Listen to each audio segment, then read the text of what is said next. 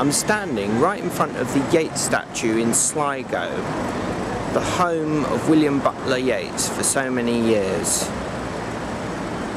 William Butler Yeats's poetry is full of references to an area around Sligo, and I'm going to investigate why this is and what effect he's had on the town and Irish culture as a whole. Yeats was born in 1865 in Dublin, Ireland, but because of financial troubles he moved to live with his mother's family, the Pollexfens, into Sligo, which he really began to think of as his childhood home, even though later on he moved to London and was educated largely as a young child in London before going to Dublin University. Those early childhood experiences of being in Sligo with his mother's family were central to him, and it's where he learned about Irish history and Irish mythology. Although he came from a Protestant family, he became very attached to many of the Catholic aspects of rural Ireland, learning about the fairies in the countryside, and he writes many poems that are full of discussion and exploration of fairyland and the mythology of Irish literature. The Yeats statue was put up in 1990 to commemorate the 50 years anniversary of his death. Now, it was actually put up a year late. The man who designed the statue is a man called Rowan Gillespie, and his idea behind it was to portray Yeats wrapped in his words. So all these lines you can see around him here, they're actually lines from some of his poems. So if you're familiar with the poetry of Yeats, you'll be able to pick out little bits and pieces. I think there's one of the Lake Isle of Innisfree around the back, and there's one of Broken Dreams as well around the back there somewhere. So they're all just little snippets from his works. Now you can see here he's wearing a monocle, or it looks like he's wearing a monocle anyway. But originally they were glasses. However, the statue had been damaged over the years, and every time it was damaged in some way, the other side of the glasses always fell off. So they decided to leave it as it was because it was just as accurate to have him wearing a monocle. Because he did in fact wear a monocle, especially when he went to visit the theatre and when he was involved in the direction of some of his plays. Now, the reason he's placed here, outside of the Ulster Bank, is because in 1924, when he went to receive his Nobel Prize, he said that the Royal Palace in Stockholm reminded him of the bank here. Now, the Royal Palace is obviously a lot grander, it's a lot more ornate, but they just decided they'd take his acknowledgement of the resemblance into account, and they place him here outside the Ulster Bank. Now, Sligo also gets its name from the river. Again, in Irish, Sligo is Sligo, and when Sligo is translated directly back into English, it means the Shelly Way.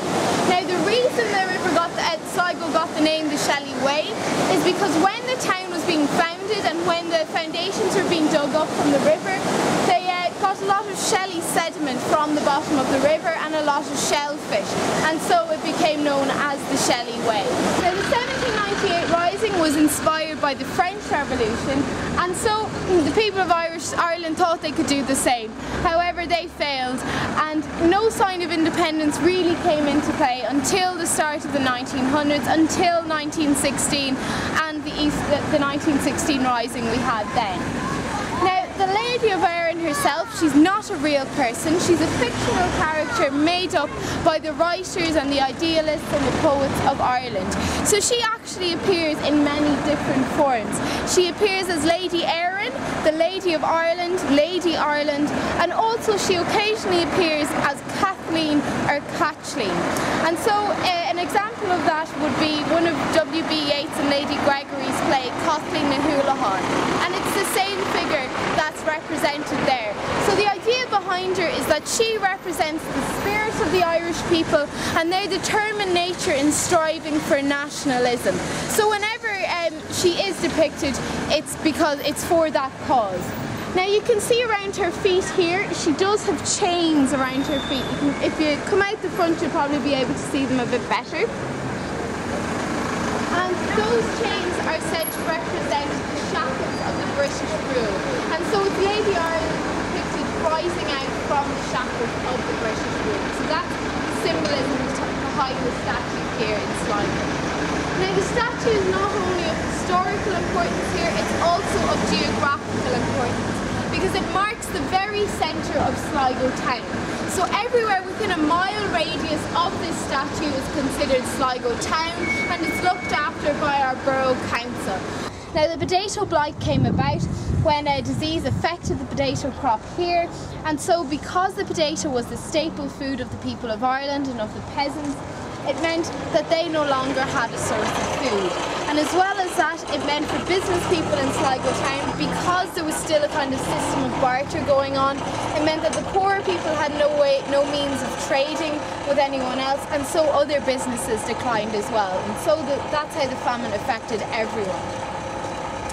Now, you can see here that the young girl is pointing out towards the port, and the idea behind that is that she's endearing her family to leave Sligo and to go and to emigrate.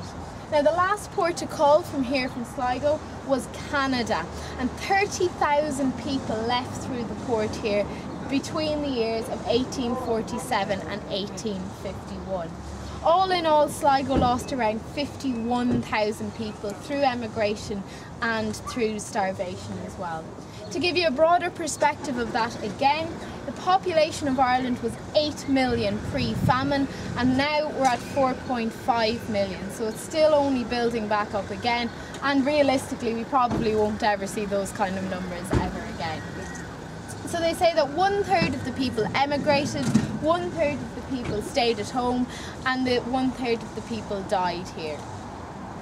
Now there's a wee extract from a letter to America by a Sligo man to his last remaining relative over in America. So if you're interested in having a read of that, please do. And also there's a wee quote from W.B. Yeats on the other side there, on the other plaque.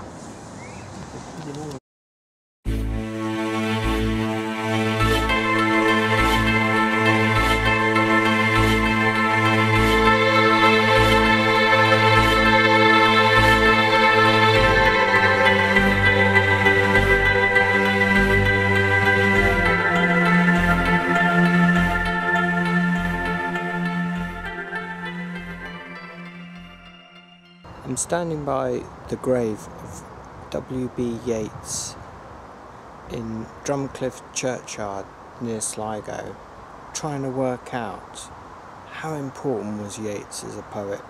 What was he trying to say? And why should we be interested in this poet now?